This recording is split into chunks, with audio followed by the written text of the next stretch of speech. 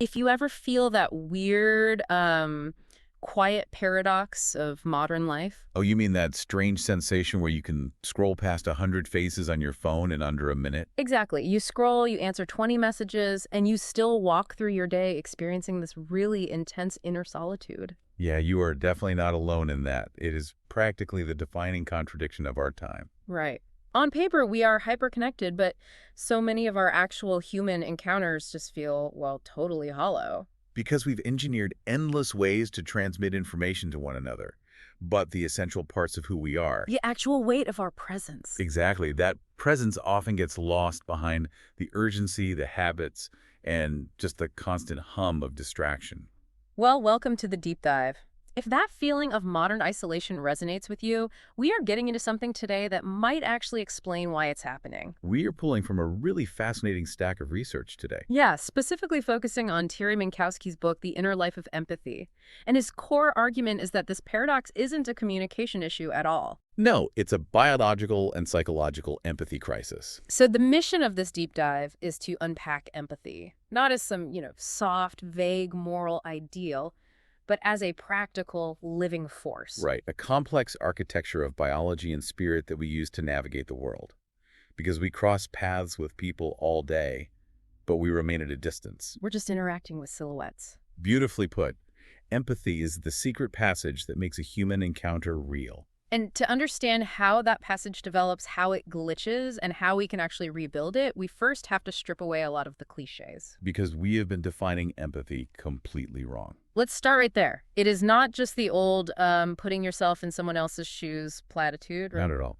Minkowski breaks it down into a living dynamic made of three nested dimensions. And the first one doesn't even involve thinking. Wait, really? No thinking at all? None.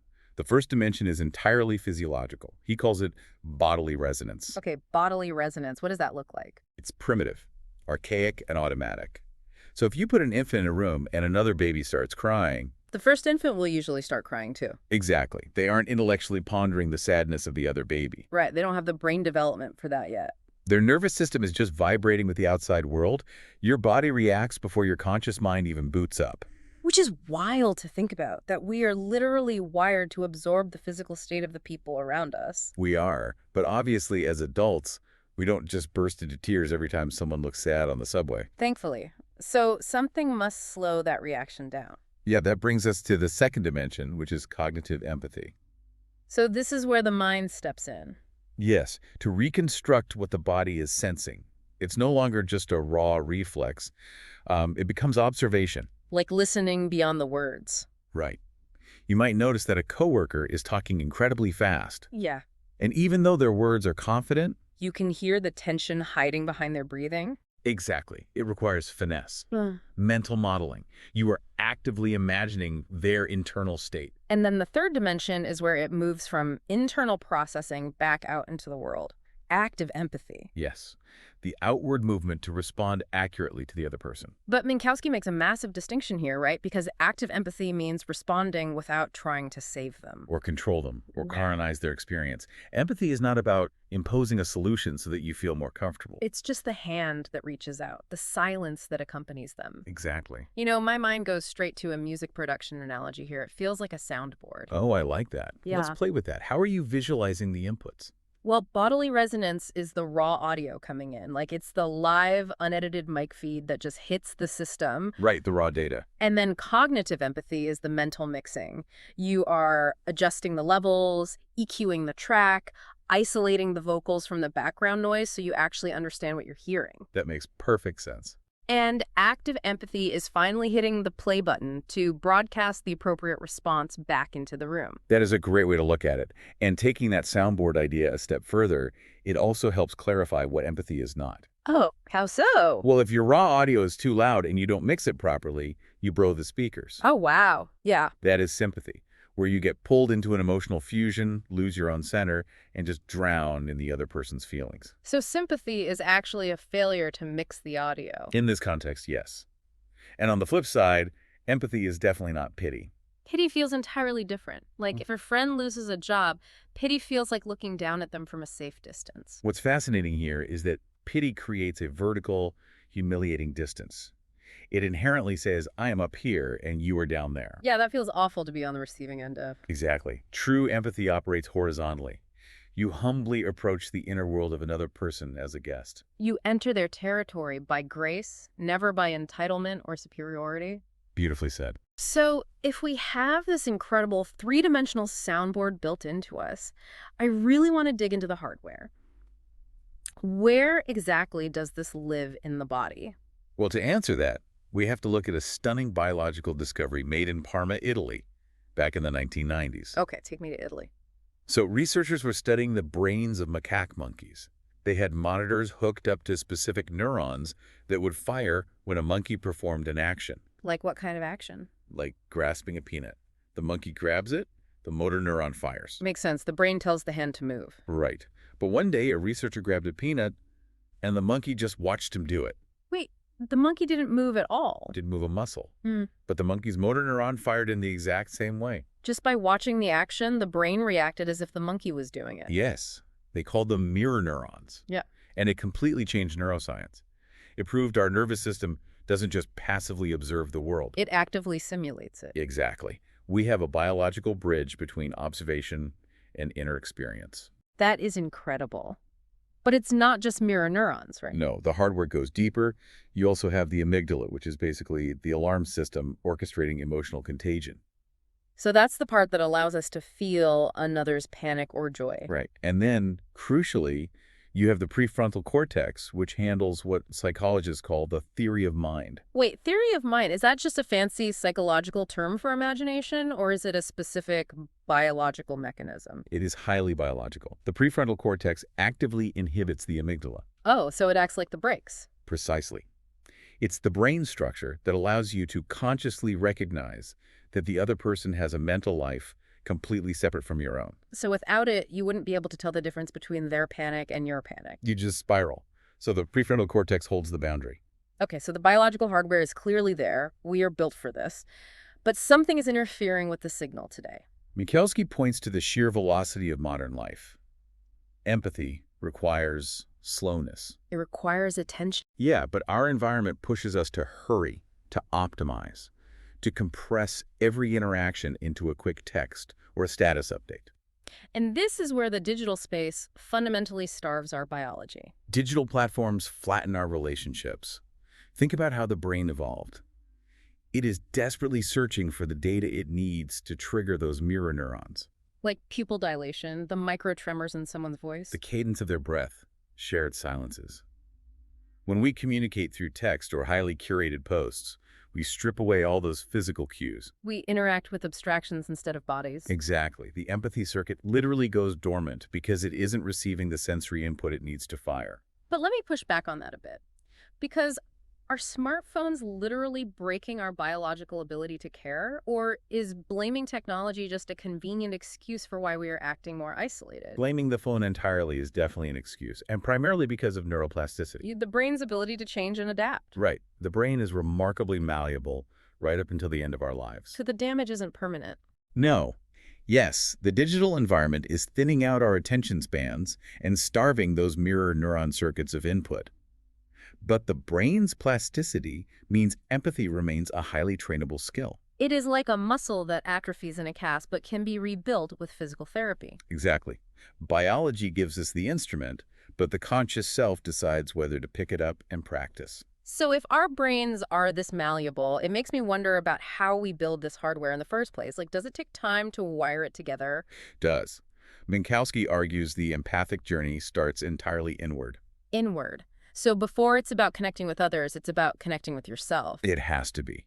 If you never allow yourself to exist inwardly, if you constantly distract yourself so you don't have to name your own sadness, fear, or frustration, You simply won't have the inner architecture to recognize or welcome those same feelings in someone else. precisely, which means the family home is the first laboratory for this. Because children absorb the emotional climate of the home rather than just listening to lectures about being nice. Exactly.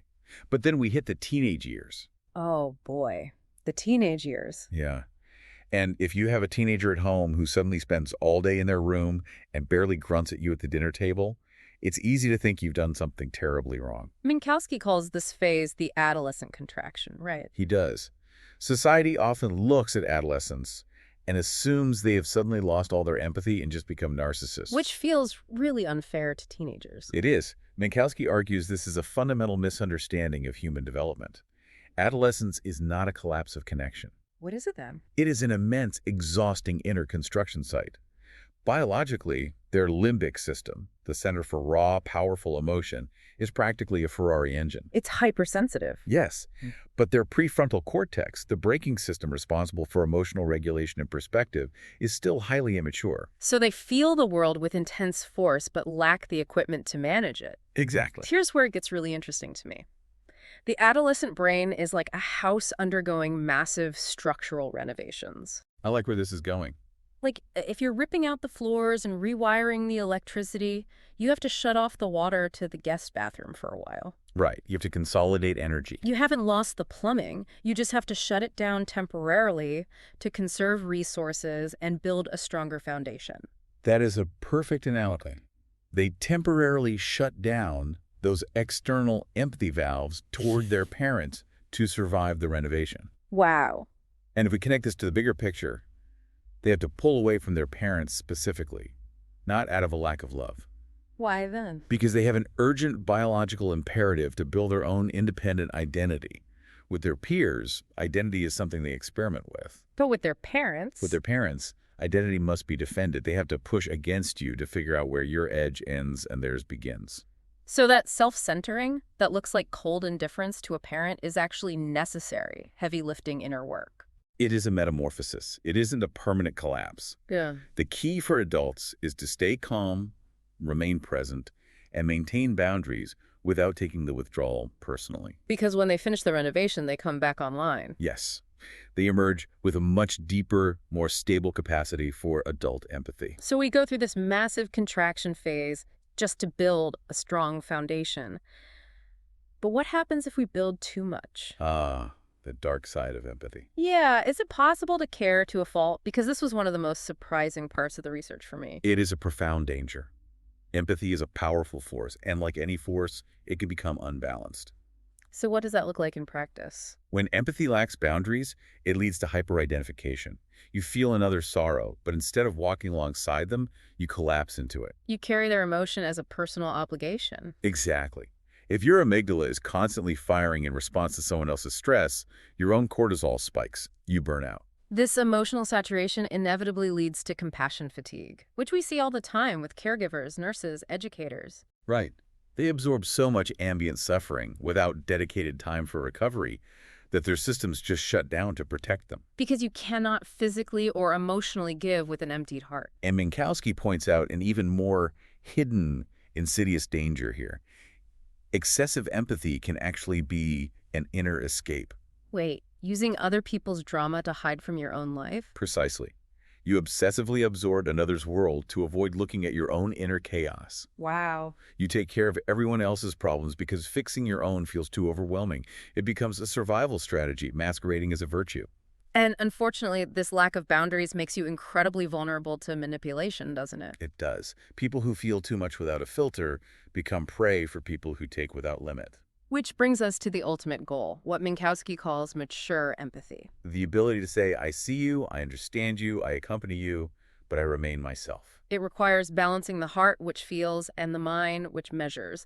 But I have to challenge this concept of boundaries for a second. Go for it. Because in practice, how do you actually tell the difference between healthy measuring and just being a bad friend? Like, if my best friend is going through a terrible, messy divorce and they need to vent at 2 in the morning, telling them, hey, I need to protect my boundaries, it just sounds incredibly cold. It sounds like corporate speak for bailing on someone when their life gets inconvenient. This raises an important question, Yeah. and it can definitely be weaponized that way, which is why we have to look at the actual mechanism of what happens when you don't have boundaries. Okay, lay it out for me. Think about a lifeguard. A lifeguard's job is to save a drowning person. Right. But the first rule of lifeguarding is that if the panicked person tries to pull you under, you have to push them away to maintain your own buoyancy. Oh, because if you let them drag you underwater, there are now 2 drowning victims. And no one gets saved. So the boundary isn't about ignoring their pain. It's about staying afloat so you can actually pull them to shore. Setting a boundary protects the relationship itself. A healthy relationship requires 2 distinct people. Right. If you fuse with your friend's divorce trauma and lose your own stability, you are no longer a lifeline. You're just sharing the panic. Boundaries keep your heart beating and your mind clear, so you remain capable of actually helping them over the long term. That reframing changes everything. You really can't be a lifeline if you're actively sinking. Exactly. So if the goal is this perfect, healthy measure of mature empathy, where we are connected but still buoyant, how do we actively practice it? Especially in a world that constantly pushes us to either completely shut down or totally burn out. Yeah, exactly. It starts by actively rebelling against the speed of modern life. We have to restore our inner space. Because you cannot practice empathy in a rush. You really can't. Yeah. It requires taking just a few minutes of silence each day, focusing on the physical sensation of breathing, giving ourselves permission to actually identify and name our own emotions. If you don't have a vocabulary for your own grief or joy, you won't be able to decode it in someone else. And beyond just the practical psychological steps, there is a profound philosophical dimension to this. Yeah, Minkowski emphasizes that the other person must always be viewed as a mystery to be welcomed, not an object to be solved. Right. He highlights the Jewish concept of B'Tselem Elohim, the idea that every human is made in the divine image, Which essentially means every person has an infinite, unquantifiable depth. completely independent of their actions or their utility to you. When you try to quickly explain someone or diagnose them or put their behavior into a neat little box so you can move on with your day, You are actually trying to control them. true empathy approaches the other with modesty.